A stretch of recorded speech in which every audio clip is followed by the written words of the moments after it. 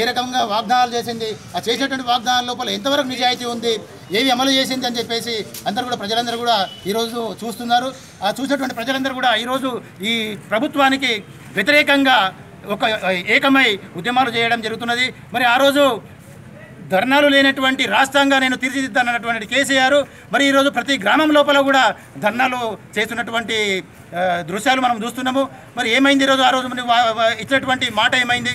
రైతులను కళ్ళలో పెట్టి చూసుకుంటా అన్నావు, రైతు కాలుకు ముళ్ళు ఇరిగితే నా పంటితో ముళ్ళు తీస్తా అన్నావు, దళితులకి ముఖ్యమంత్రి చేస్తా అన్నావు, లేకపోతే తలకాయ కోసిపోయి వేలాడమని చెప్పినావు. మరి ఈరోజు ఆ మాటలన్నీ ఎక్కడ పోయినని చెప్పేసి ఈరోజు ప్రశ్నించాల్సిన అవసరం వచ్చింది.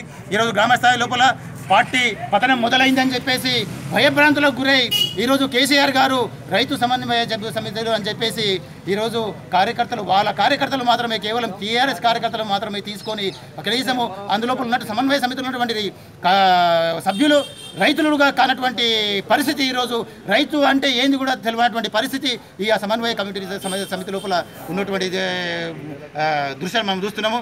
మరి ఆ రైతు సమన్వయ కమిటీలు ఏ రకంగా ఏర్పాటు చేయాలి, గ్రామ సభలు నిర్వహించాలి, గ్రామ సభల లోపల రైతులందరినీ ఏకం చేయాలి, ఆ రైతులతోని ఏర్పాటు చేసినటువంటి కమిటీనే రైతు సమన్వయ కమిటీగా తీసుకోవాలని చెప్పేసి కూడా ఈరోజు ఈ అమలు చేసినటువంటి 39 జీవోను రద్దు చేయాలి.